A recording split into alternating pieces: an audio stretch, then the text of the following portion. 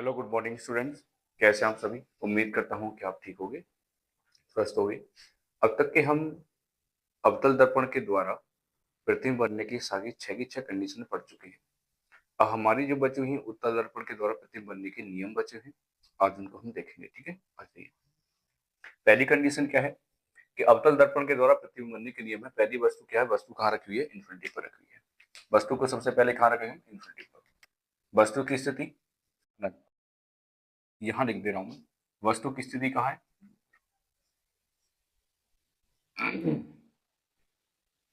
वस्तु की स्थिति कहाँ पर? तब प्रतिबिंब बनने के नियम क्या होंगे? पहली, अनंत से आने वाली प्रकाश किरणें दर्पण से टकराएंगी। दर्पण से टकराने के बाद वो कहां से होकर जाएंगी? फोकस से होकर जाएंगी। राइट, कहां से होकर जाएंगी? फोकस से होती जाती हुई प्रतीत होंगी और दर्पण से टकराकर परावर्तित होकर वापस, यानी फोकस से आती हुई प्रतीत होंगी। ठीक है, फोकस से क्या होंगी? आती हुई प्रतीत होंगी। राइट, और जहां पर ये दोनों किरणें एक दूसरे को काटेंगी, कहाँ काट रही है? फोकस पर काटेंगी। तो वस्तु की जो प्रतिबिंब की स्थिति है वो कहाँ बनेगी? फोकस पर बनेगी। कहाँ बनेगी? फोकस पर। तो प्रतिबिंब की स्थिति, प्रतिबिंब की स्थिति, प्रतिबिंब की स्थिति कहाँ है? फोकस पर। कैसी होगी तुम्हारी? आभासी होगी और बिंदु के आकार की। आभासी, बिंदु के आकार की। आभासी और बिंदु के आकार की। राइट, बिंदु के आकार की। अब वस्तु को कहां रखेंगे? जब वस्तु मुख्य अक्ष पर रखी हो। वस्तु को कहां रख रहे हैं? मुख्य अक्ष पर रख रहे हैं। ठीक है, वस्तु कहां रख रहे हैं? मुख्य अक्ष पर रख रहे हैं। जब वस्तु मुख्य अक्ष पर रखी है तो मुख्य अक्ष के समांतर चलने वाली प्रकाश किरणें दर्पण से टकराने के बाद कहां से होकर जाएंगी? फोकस से होकर आती हुई प्रतीत होगी। फोकस से आती हुई प्रतीत होगी। राइट, ये देखो, फोकस से आती हुई प्रतीत हो रही है। दूसरी किरण कहां से होकर जाएगी? वक्रता केंद्र सी से होकर जाएगी। जहां पर ये दोनों एक दूसरे किरणों को काट रही है, कहां काट रही है? फोकस से पहले काट रही है, यानी कहां? दर्पण का ध्रुव पी और फोकस के मध्य काट रही है। ठीक है, तो इमेज कैसी बनेगी? आभासी। प्रतिबिंब की स्थिति, प्रतिबिंब की स्थिति, प्रतिबिंब की स्थिति आभासी, वस्तु से छोटी, वस्तु से छोटी व सीधी। कहां पर है? पी व एफ के मध्य। पी क्या है यहाँ पर? दर्पण का ध्रुव। एफ का यहाँ पर? दर्पण का फोकस। राइट, यहां भी सीधी बनेगी। आभासी बिंदु के आकार की व सीधी। और कहां बनी है? दर्पण के पीछे बनी हुई है। राइट, तो ये कंडीशन है किसकी? उत्तल दर्पण के, अवतल सॉरी उत्तल दर्पण के द्वारा प्रतिबिंब बनने के नियम।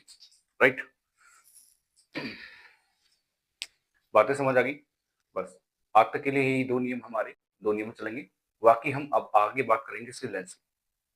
दर्पण हमारा यहाँ तक खत्म हो चुका है। अब इसके लिए चिन्ह परिपाटी के नियम है। चिन्ह परिपाटी के नियम में अभी तो मैं बता देता हूँ।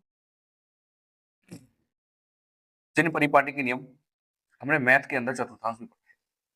एक्स एक्सिस भी पढ़ा है, वाई एक्सिस भी पढ़ा है, एक्स डैश भी पढ़ा है और वाई डैश भी पढ़ा है।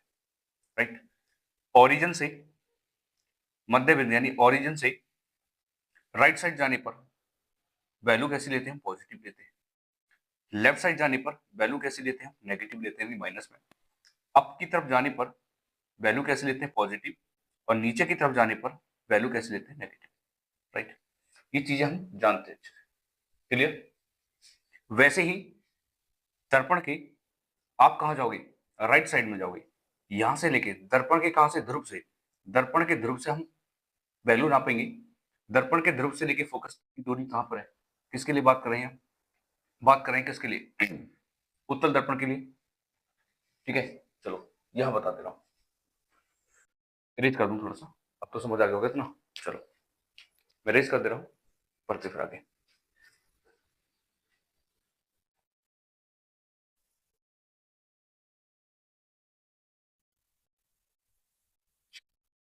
समझे ध्यान से।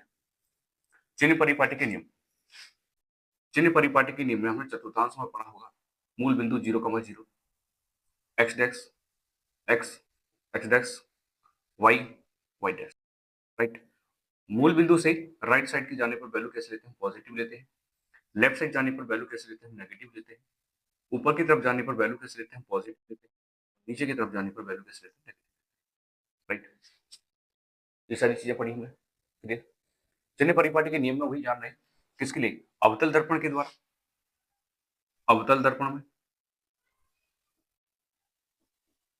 और उत्तल दर्पण में।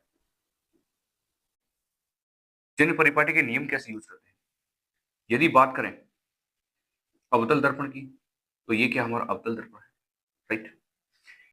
ये क्या हमारा उत्तल दर्पण है, राइट। ये क्या है इसका पी यानी ध्रुव केंद्र, ये क्या है इसका पी ध्रुव केंद्र, लिख दो भैया इनको, ये क्या ध्रुव केंद्र।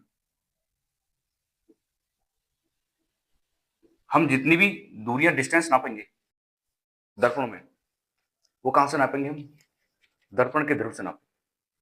यदि अब उत्तल दर्पण की बात करें तो उत्तल दर्पण पे फोकस कहां होगा, यहां पर होगा। वक्ता केंद्र सी का होगा, यहां पर होगा। अभी पीछे वाले टॉपिक पढ़ चुके हैं। वैसे ही उत्तल दर्पण के लिए, अवतल दर्पण के लिए फोकस कहां होगा, इधर साइड होगा। और वक्ता केंद्र सी क्या होगा, इधर होगा, राइट। तो दर्पण से लेके फोकस तक की दूरी क्या कहलाती है, फोकस दूरी कहलाती है एफ, जिसे नोट करते हैं। सेम इसके लिए दर्पण के ध्रुव से लेके फोकस तक की दूरी क्या कहलाएगी, एफ कहलाएगी। अब ओरिजिन है, मूल बिंदु है, वैसी मूल बिंदु कौन है इसका, ध्रुव केंद्र। पी से कहां जा रहे हैं, एक्स डैश की तरफ जा रहे हैं। और पी से कहां जा रहे हैं, एक्स की तरफ जा रहे हैं। तो फोकस किस में लोगे हैं, पॉजिटिव में। यहां किस में लोगे, नेगेटिव में, राइट। दर्पण के ध्रुव से लेके वक्ता केंद्र तक की दूरी क्या कहलाती है, इसकी वक्ता त्रिज्या आर कहलाती है। वैसे यहां से लेके यहां तक की दूरी वक्ता त्रिज्या आर कहलाएगी, राइट।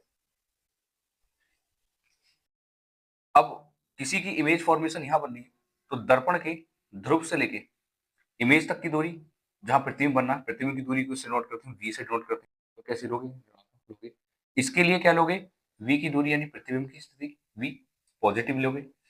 दर्पण के ध्रुव से लेके वस्तु यहां रखी होगी तो वस्तु की दूरी क्या होती है, यू, इससे नोट करोगे, माइनस यू करोगे। वैसे इसकी डिस्टेंस क्या होगी, वस्तु कहां रखी होगी, यहां पर रखी होगी, तो माइनस की। अब चिन्ह परिपाटी के नियम में अवतल दर्पण के लिए फोकस कैसा रहेगा, नेगेटिव रहेगा। प्रतिबिंब की स्थिति क्या रहेगी, नेगेटिव रहनी है। वस्तु की स्थिति क्या रहनी है, तुम्हारी नेगेटिव रहनी है, राइट।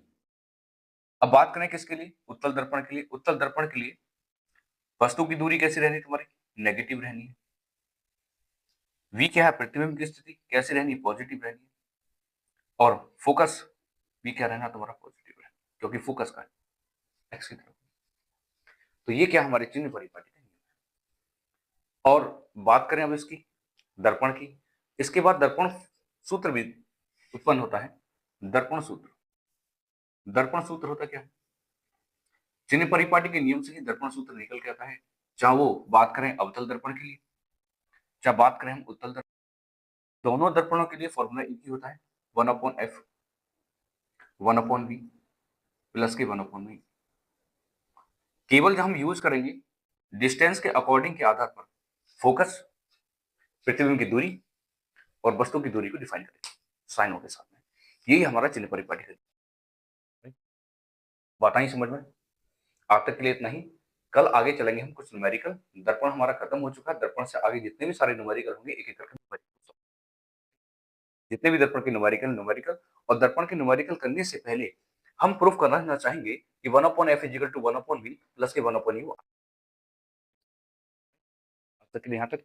वीडियो अच्छी लगी हो तो कमेंट करके बताएं और प्रत्येक बच्चा एक बार अपना नाम जरूर लिख दिया करें ताकि मुझे पता पड़े कि कौन कौन